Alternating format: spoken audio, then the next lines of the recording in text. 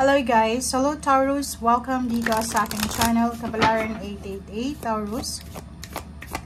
Alamin natin kung anong messages, vibration, gabay energy para sa lahat ng Taurus. Ito ay general weekly tarot reading. So I hope na makaresonate ka dito sa Kabalaran 888. And I hope na doon sa mga bago kong subscribers, nakapag-subscribe ka na talaga. And then nakapag-press ka na sa notification button para updated ka sa mga videos ko. Okay, so etong rest na to, lumabas din siya sa Capricorn. So Taurus, same energy, earth signs, pwedeng pareho lang din yung energy nyo or yung messages or guidance. So pwede mong panoorin yung Capricorn. Especially kung may magkarelasyon ditong Capricorn and Taurus. Okay, first card mo dito, Taurus, is rest, pahinga. Yung linggo ito is nagsasabi sa'yo na masyado ka na daw na hardworking, masyado kang pagod, or masyado kang abala, na nakakalimutan mo na magpahinga. Dito sinasabi na take a nap, diba? As much as possible, pagkatapos mong kumain siguro sa tanghali, diba? Counting nap lang, 30 minutes nap, and get some rest, para ma-replenish naman yung energy mo. Or kung iba sa inyo dyan, masyadong nakatutok lang sa trabaho, wala nang oras para magpahinga. At yung barahan na nagsisimbolo na kailangan mo talaga na gawin ito as much as possible. Make a wish. Okay, second natin dito is make a wish.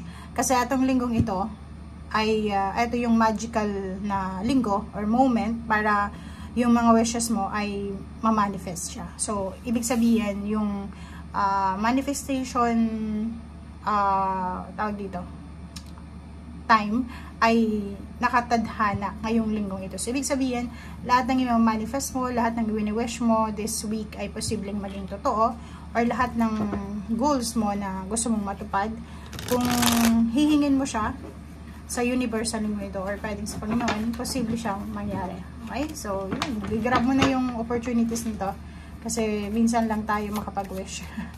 Diba? Okay, Taurus. Tingnan ko kung ano pa yung message na pwedeng resonated sa'yo. Okay, wow. So, yun. Taurus. Sa may trabaho or walang trabaho, gustong lumipat ng trabaho, nakikita natin dito na may possible na good karma na parating sa'yo sa kung ano man na pinagkakabalahan mo sa ngayon. So, ibig sabihin, lahat ng sinasacrifice mo, lahat ng mga efforts, energy, time na ini-exert mo sa trabaho yan or sa kung ano man binibigyan naman ng focus, ay posibleng may balik yan na balanse and karma.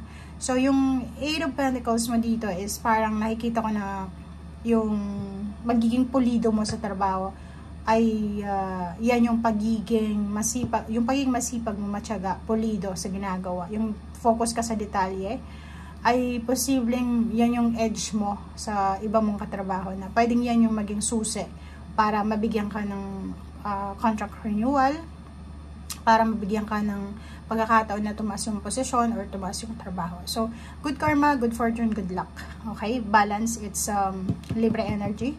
Justice, signing of contract, new signing, renewal, parang nakikita natin. Balance. So, sinasabi din sa'yo dito, since may rest, okay, may Taurus dito na sobrang workaholic, 'di ba? Nagbo-multitask siya, wala na siyang oras sa kanyang sarili kasi pwedeng yung iba sa inyo nagwo-work 8 hours from the morning until afternoon. Tapos pag-uwi sa bahay, siya pa yung magluluto, siya pa yung gagawa sa bahay or may negosyo pa siya. So, dito sinasabi, kailangan ng balanse sa kung anong ginagawa mo sa ngayon. Okay. Okay, wow.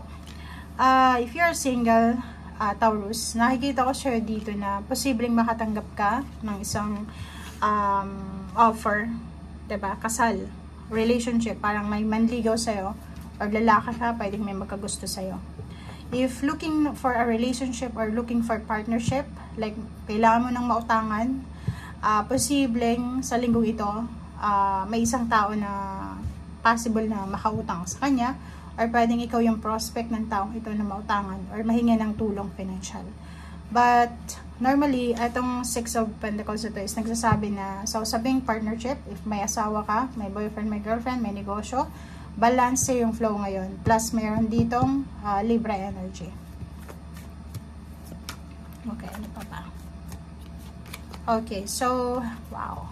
Kaso lang, nakikita ko sa'yo dito, ingat ka kasi merong mga babalik sa buhay mo, okay? Like, for example, yung ex mo na sinaktan ka, iniwan ka, binitray ka, kamag-anak na kung ano man ang ginawa sa'yo, ay posibleng bumalik sila. So, ingat-ingat kayo kasi nakikita ko sa'yo dito na nag-heal ka na, nag-move on ka na from your past. But, kung babalik ito sa'yo ngayon, pwedeng masira yung kung anong, parang kung ano yung ginagawa mo sa ngayon na diskarte sa buhay. Okay?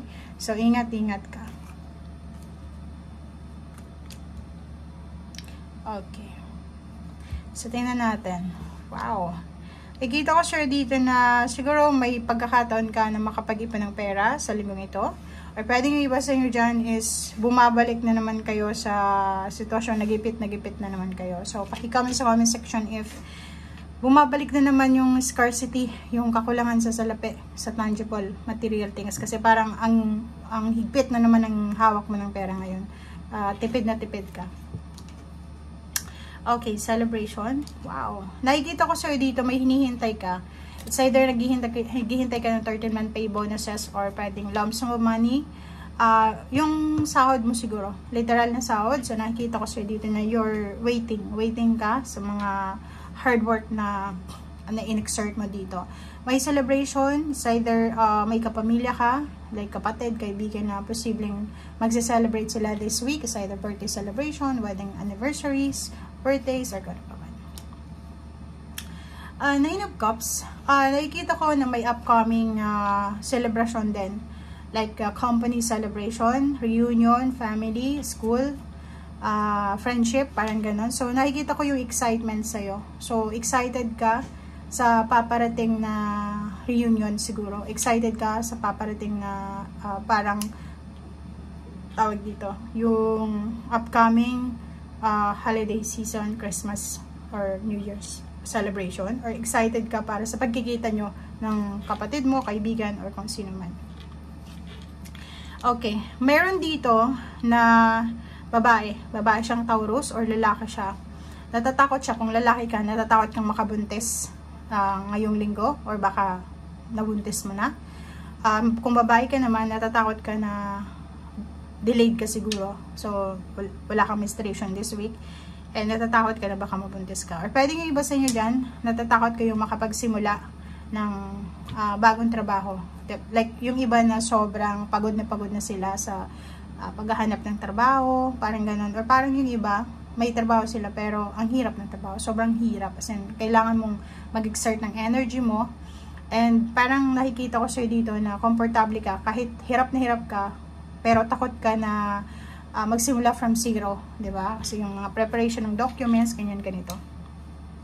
Kita ko sa'yo dito na maraming offer na pwedeng pagkakitaan sa either business or tawag dito, business or new work or pwedeng friendship na may mga pera sila.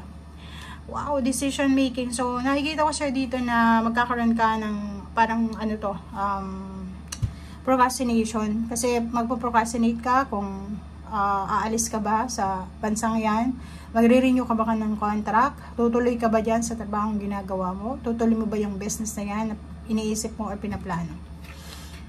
Okay, so Nine of Pentacles, wish fulfillment. O, diba? So, kung makikita mo dito, kung nag-wish ka or nagmamanifest ka ng financial freedom, financial wealth, financial stability, financial security, sinasabi sa'yo ng barahan na nasa kamay mo yung decision. Okay? Huwag kang matakot. Kasi may fear ka dito. Pero sinasabi sa'yo dito na lumabas ka sa comfort zone mo. Huwag kang matakot. Kasi alam mo yung takot natin, nandyan lang yan. Pero minsan, natatakot tayo sa mga kwento lang ng mga tao. Pero kung susubukan mo, ikaw yung mismo makakanas, okay lang. Diba? Like for example, mag-fail ka, at least na subukan mo, na try mo. Okay. Wow!